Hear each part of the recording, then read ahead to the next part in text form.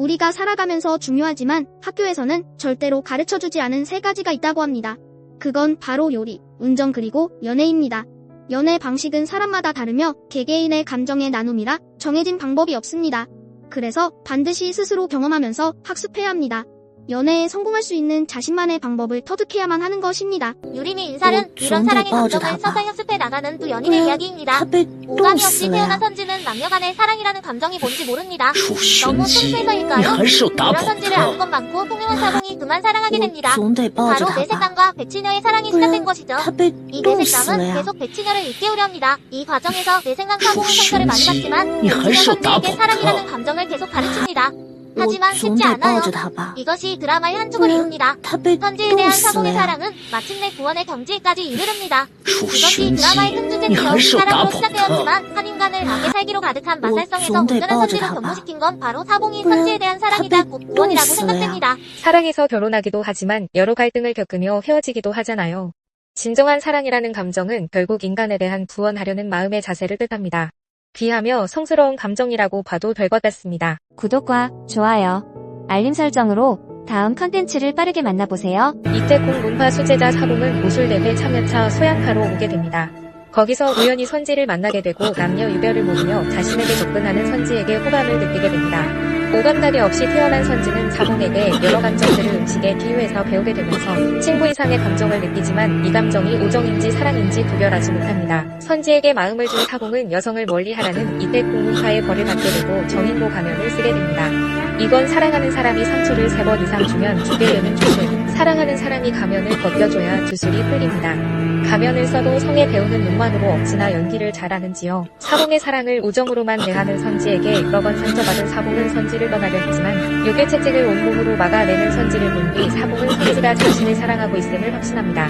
그리고 하나 둘씩 연인이 되는 방법을 선지에게 친절하게 가르칩니다. 이 장면이 너무 달콤해요. 선지는 사실 악과 살기로 가득한 모사신의 일부인 전신입니다.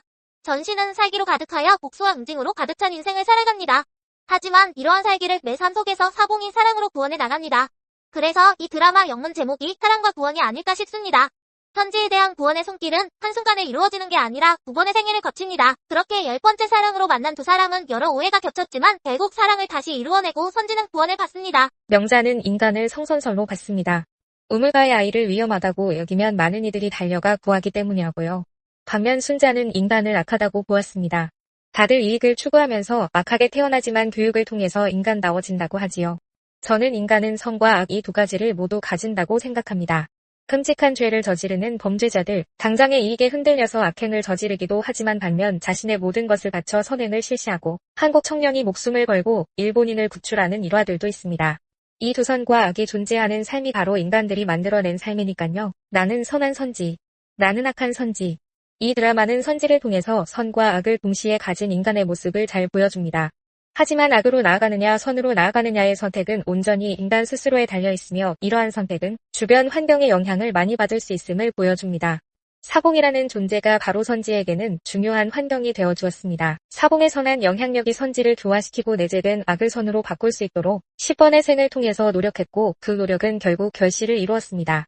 선과 악이 존재하는 인간은 환경을 통해서 악을 잠재우고 선을 통해서 훌륭한 역사를 이룰 수 있다는 것을 보여줬습니다. 그래서 우리는 항상 긍정적이고 선한 삶을 살도록 노력해야 한다는 의무감도 생기는 것입니다. 이것이 바로 이 드라마의 핵심 주제라고 생각됩니다. 사랑을 통한 사공의 노력과 선지의 교화는 인간의 마음속 악을 잠재우고 선을 일깨움으로써 앞으로 우리 인간이 추구해야 하는 삶이기도 합니다. 너무 딱딱한 얘기만 했지요? 그럼 다음으로 사랑과 우정 사이에 대해서 생각해봅시다. 남녀 간의 우정은 과연 존재할 수 있을까요? 이 드라마는 없다입니다. 선지는 사랑을 우정으로 착각하고 있었어요.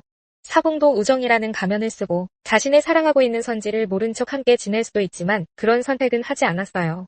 사공은 선지를 떠날 결심을 합니다. 이게 바로 남자라고 생각합니다. 사랑 아니면 다 필요 없다는 거죠. 사랑 안 할 거면 우정은 필요 없다 이거죠. 사공이 채찍 맞고 죽다 살아나면서 선지에게 맨 처음 한 말이 이거입니다. 내 이름을 다른 이름들과 같이 공책에 적어놓지 마. 난 좀 더 다른 대우를 받고 싶어. 친구와 연인은 다른 거야. 이 바보야. 이상으로 뇌생남과 백치녀의 사랑 이야기 유림이 인살 리뷰를 마칩니다. 구독과 좋아요, 알림 설정으로 다음 컨텐츠를 빠르게 만나보세요.